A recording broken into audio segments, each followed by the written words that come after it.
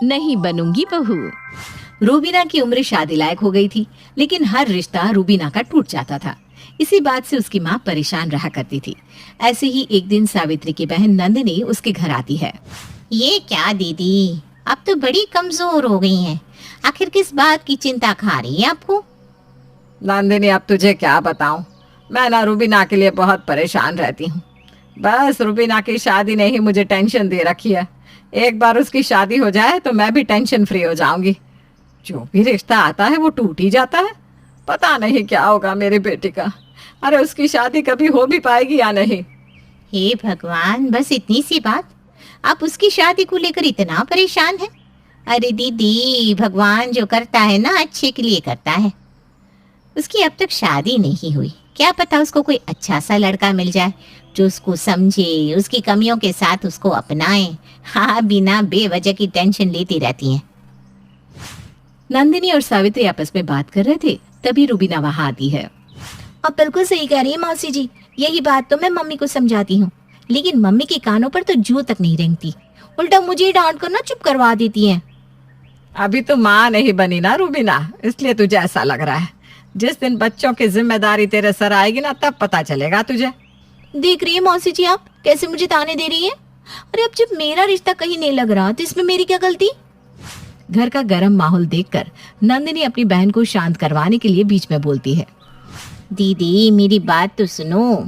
मेरी नजर में ना एक लड़का है।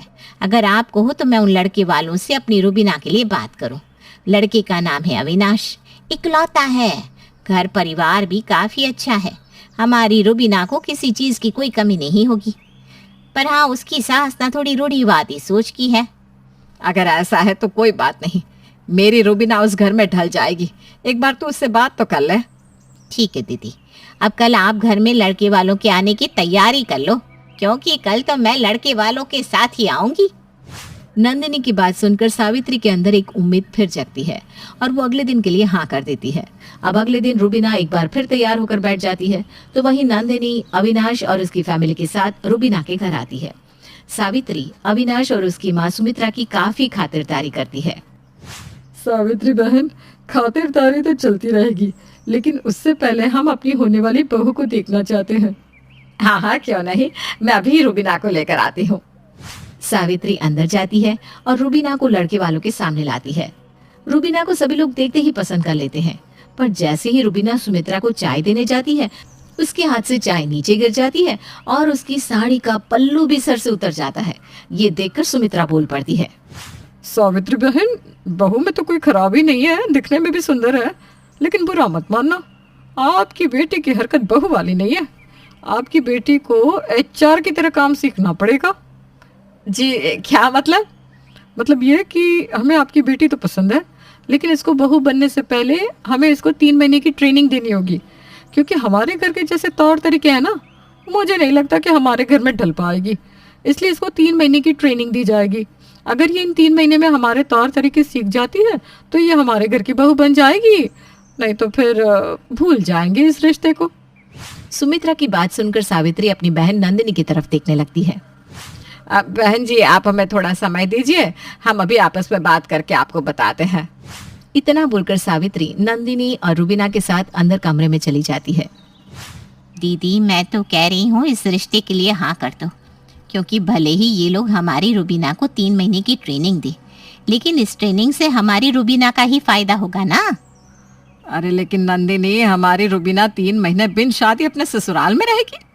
अरे तो क्या हो गया, बिना शादी के ही वो ससुराल की जिम्मेदारी पहचान जाएगी। तो सोचो, जब उसकी शादी होगी तो वो अपने ससुराल को कितने अच्छे से संभालेगी।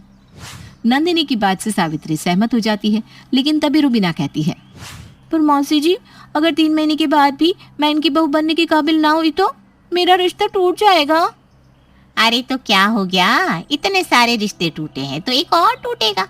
अरे क्यों इतनी चिंता ले रही है? अब क्या था, नंदिनी की बात से सहमत सावित्री और रूबीना सुमित्रा की ट्रेनिंग के लिए हाँ कर देती है और सुमित्रा रूबीना को अपने साथ अपने घर ले जाती है। बहू, ये है तेरा होने वाला ससुराल। फिलहाल के लिए तू अपने कमरे में जाकर आराम कर।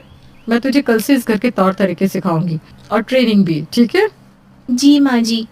रुबीना अब अपने पति के बगल वाले कमरे में चली जाती है और अगली सुबह सुमित्रा रुबीना के कमरे के बाहर जाकर उससे कहती है, रुबीना, ए रुबीना, दरवाजा खोल, सुबह हो गई। अपनी सास की आवाज सुनकर रुबीना अपने कमरे का दरवाजा खोलती है। रुबीना को अभी सोकर उठता देख सुमित्रा उसे बड़े ही प्यार से कहती है, रुबीना बहू, ये तेरा ससुराल है, घर नहीं है, इसलिए तुझे 5 बजे नहा धोकर रेडी होना है, क्योंकि 5:30 बजे मैं पूजा करती हूँ और उस पूजा में मैं चाहती हूँ कि तुम भी मेरे साथ हो, इसलिए जल्दी से अब जाकर नहा लो। आज पूजा मुझे थोड़ी लेट करनी पड़ेगी। जी माँ जी। रुबीना अपनी सास की बात सुनकर तुरंत नहा कर आ जाती है और सास के साथ सुबह की 6 बजे वाली पूजा करने लगती है। 1 घंटे बाद जब घर के सभी लोग उठते हैं तो सुमित्रा रुबीना से कहती है, रुबीना बहू, जाकर सभी के लिए चाय बना दो और साथ में ना ब्रेड भी सेक देना। लेकिन माँ जी, मुझे तो किचन का कुछ भी पता नहीं। एक बार आप मुझे बता देंगे कि किचन में कहाँ क्या रखा हुआ है तो मैं कर लूंगी। अरे हाँ, मैं तो भूल ही गई। चल ठीक है, तो किचन में चल, मैं आती हूँ। इस तरह सुमित्रा रुबीना को किचन का सब कुछ समझा कर आ जाती है। कुछ देर बाद रुबीना सभी के लिए ब्रेकफास्ट बनाती है। सभी ब्रेकफास्ट कर ही रहे थे तभी सुमित्रा रुबीना की कमी निकालते हुए कहती है, अरे बहू, चाय में तूने चीनी बहुत ज्यादा डाल दी है। तुझे बता दूं, हमारे यहाँ चाय कम चीनी वाली पी जाती है। ठीक है माँ जी, मैं आगे से ध्यान रखूंगी। रुबीना और सुमित्रा बात कर रहे थे तभी बीच में अविनाश बोलता है, अच्छा माँ, मेरा हो गया, मैं ऑफिस जा रहा हूँ।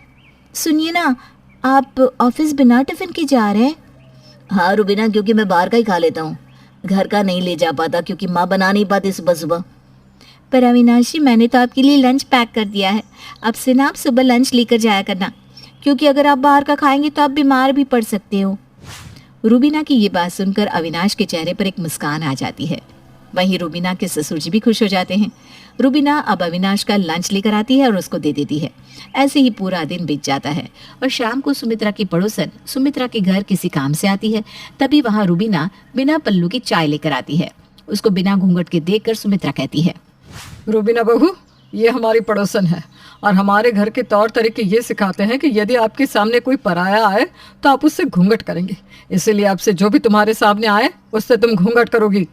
सुमित्रा की ऐसी रूढ़िवादी सोच देखकर उसकी पड़ोसन भी घूर कर देखती है और बिना उससे बात किए वहां से चली जाती है। हालांकि ये बात रुबीना को भी थोड़ी अजीब लगती है, पर वो उस समय कुछ नहीं बोलती।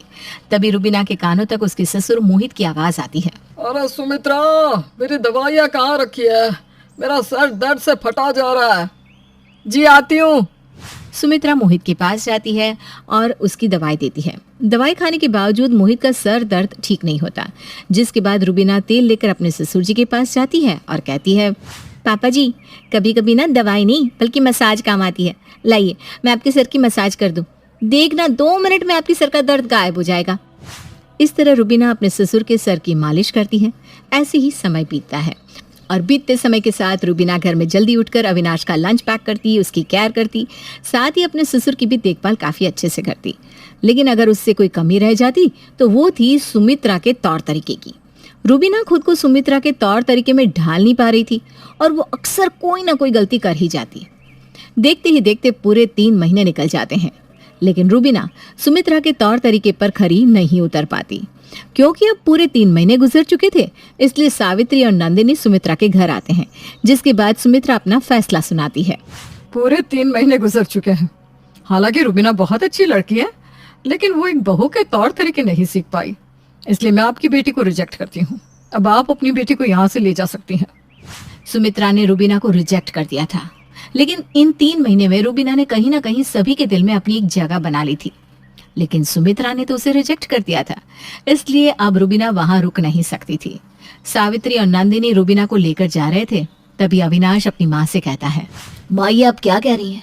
मानता हूँ रुबीना आपके तौर तरीके पर खरी नहीं उतर पाई, लेकिन वो हम लोगों की कितनी केयर करती है। आपने ये कभी देखा है? मैं कभी लंच नहीं ले जाता था, लेकिन जब से वो आई है तब से मैं लंच लेकर जाने लगा, मैं समय से उठने लगा। अविनाश सही कह रहा है। जब से रुबीना आई तब से मैं बीमार भी कम पड़ने लगा, और कहीं ना कहीं उसने तुम्हारे भी दिल में जगह तो बना ही ली है सुमित्रा।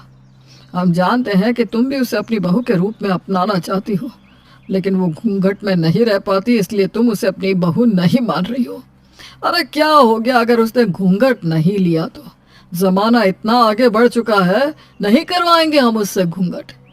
माँ इस रिश्ते को मत तोड़ो, हाँ कर दो इस रिश्ते के लिए माँ प्लीज, क्योंकि मैं रुबीना से प्यार करने लगा हूँ। सुमित्रा भी रुबीना से अटैच हो चुकी थी और अपने बेटे का प्यार देखकर वो रुबीना को रोक लेती है और इस रिश्ते के लिए हाँ कर देती है।